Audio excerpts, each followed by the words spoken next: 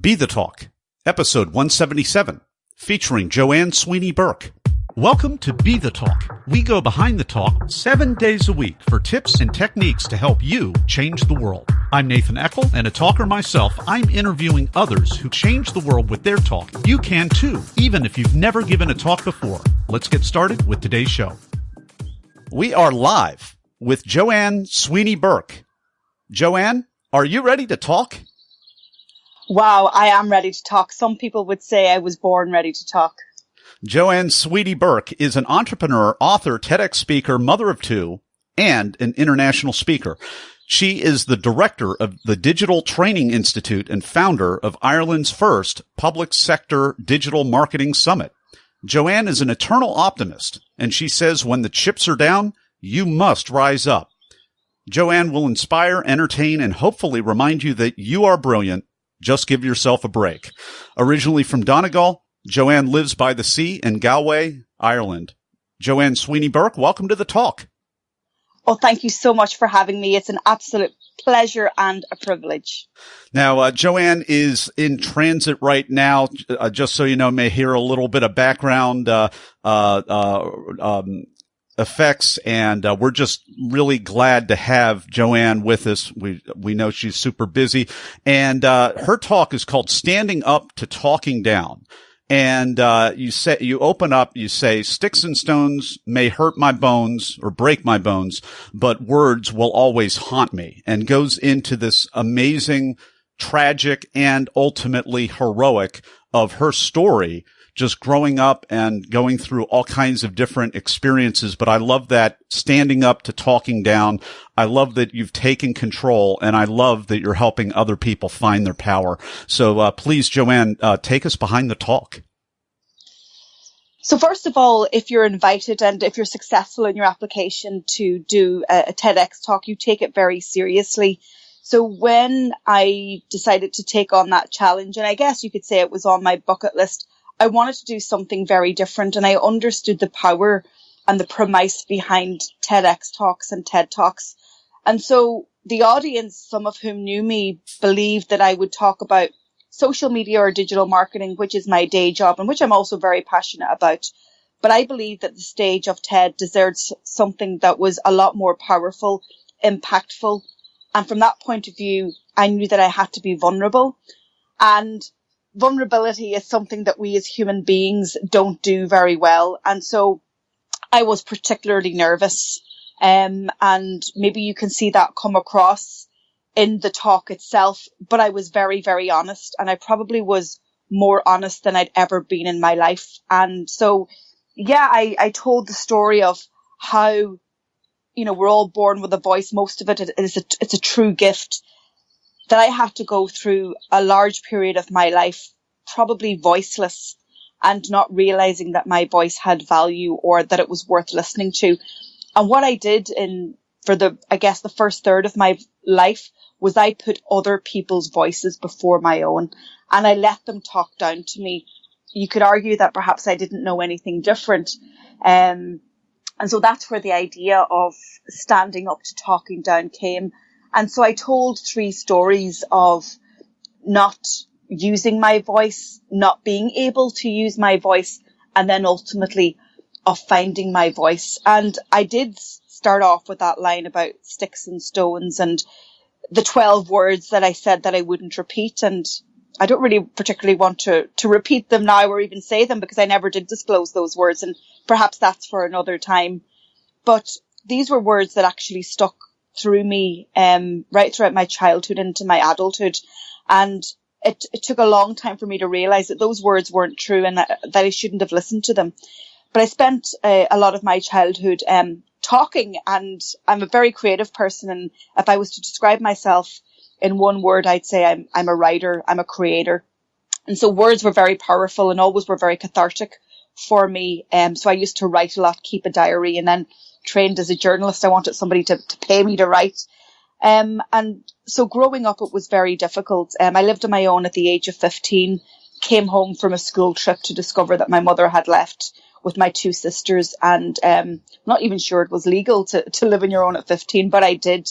And during that time of going to school off my own motivation and inspiration, because I loved learning, I met a guy in the hotel where I washed dishes after school. He was a wine waiter. I was a dishwasher. Could make a movie.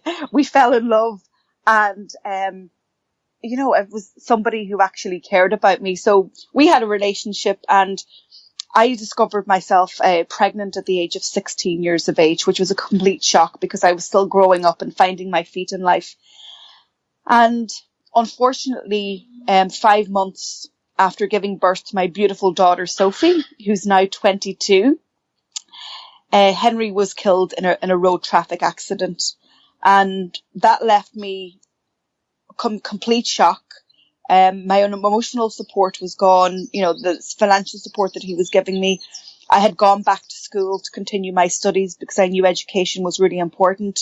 And I was left in a very difficult situation. I felt again, the progress that I made, I felt I'd gone back. And what was interesting at that time, when I was told that he was killed, I actually lost my hearing for 2 days. So the shock was such that, I couldn't speak again, but also I couldn't hear anything.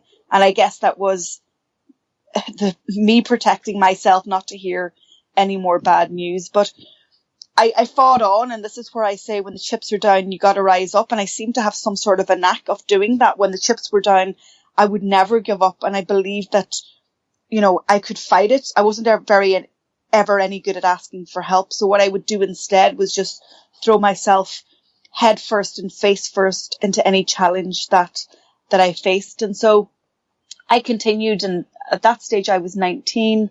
I completed my studies. I managed to get enough points in my leaving certificate to go to university, which was pretty remarkable coming from a working class background where education was not promoted. And again, this was, I guess, coming from within. The power was coming from within. Not to say that I didn't have support. I did, but the support wasn't there all the time. It wasn't a constant. And so going to university was a huge leap for me. It was transformational. And I guess, it allowed me to develop myself. But hitting into the final year of my degree, and I was studying English and politics, very wordy subjects, I found myself in a place where I woke up in the morning and I didn't know what was wrong with me. There wasn't anything particularly wrong in my life at that stage. But I felt there was a cloud hanging over me. I felt it was very dark. I didn't want to get out of bed. And obviously, obvious to anybody who maybe would have been hanging out with me, I was suffering from, an episode of deep and dark depression, which I believe went right back to my childhood and to Henry's death, and not really dealing with all of those things. So, that was a tough time at that stage. And again, I didn't reach out. I had all this power and strength within, but I didn't use my voice. I didn't use my voice to say, help me. I thought it was a weakness, that people, even telling myself, you're not good enough, you can't cope. But I really needed help, and I didn't ask for it. And on one wet Wednesday morning in Galway in the west of Ireland, and it's a city by the sea. It's a remarkable city by the sea with the winds of the Atlantic blowing in, and the westerly winds coming in. I jumped on my bike, put Sophie on the back. At this stage I was 21 and she would have been 5 at that stage, and I decided that morning that I would end my life. And in a very calculated way, I dropped her off to school and watched her go in. And on the bike ride home, I stopped by a shop and 2 petrol stations where I bought 3 bottles of wine. And then I went to 3 pharmacies and I bought a box of paracetamol in each. So my intentions were clear, and even recounting it, it's very difficult. And I make it sound so matter of fact, but I guess it was matter of fact in my mind that morning. And I went back to my apartment, and I say in the TED Talk, I drank red wine and took paracetamol in equal measure. And it went on the whole day. The child mentor called me because I was late, and she really saved my life. Again, I got a fright that I was letting the childminder down. And then I did call an ambulance, and I sought help. And that was a real lesson for me that when you need to ask for help, it's not a weakness, that you really, really should. So that was the time when I didn't use my voice. I began to recover. I discovered running, and I still run to this day. It keeps my body and my mind healthy, and I absolutely love it.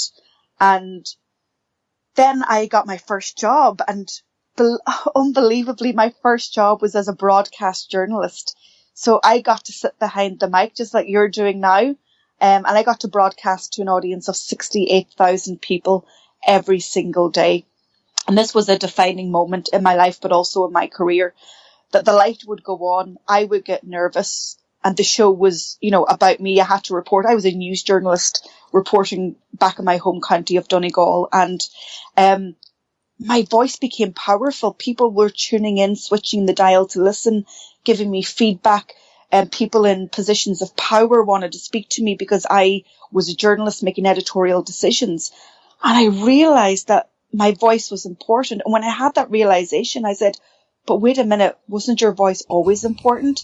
Didn't you always have something important to say? Weren't you always of value? And did you actually really need a radio station, that red light and that microphone and that platform to make you believe that? And in actual fact, that is exactly what I needed. I needed that moment and that job, that first job, to make me realize that my voice was important and that other people's voices were important. And I took that job very seriously because I was in a position where I wanted to tell other people's truths. And maybe it was no accident in that job that I was always seeking out the human interest story, seeking out the underdog and giving them a voice. And I believe that words are powerful, they're impactful, and we should be really careful about how we use them and how we disseminate them to other people. And now in the era of digital, where we can all have a voice behind a screen, it shouldn't be a license to use it in an irresponsible way. So I finally found my voice, and I love it now. And I've just stepped out of the studio and I've recorded my 103rd podcast. So I'm using my voice at every opportunity now. We've been enjoying this talk with Joanne Sweeney-Burke. She gave a great talk at TEDx OMA. It's called Standing Up to Talking Down. And in just a moment, we're going to be back with Joanne for the 30-second final word of advice for you, Talk Universe. People ask, how could I start a 7-day-a-week podcast? It's because of what I've learned from my mentors. Some of the best mentors in history aren't around anymore. They've left hours of one-on-one mentoring behind in their books. Each month at Classics on Tap, I record a new chapter from a classic business book to help you make a difference. Download your first chapter at classicsontap.com. And we're back with the final word of advice for Talk Universe from Joanne Sweeney-Burke. My advice to you is to use your voice in the way that it was gifted to you, to act responsibly, to give truth its full title at the top above lies, and to make sure that when you're speaking and you're giving your voice some noise, that the words that come out have a positive impact on people. Because when we all do that consciously, we really can, in every day, change somebody's life and hopefully change the world for better. And don't forget about how you use your voice on the internet. Joanne Sweeney-Burke, thank you so much for taking a few minutes of your time to be able to give your advice and share your wisdom with Talk Universe today. Thank you. Thanks for listening to Be The Talk. For tips and resources to help you change the world, go to BeTheTalk.com. See you tomorrow.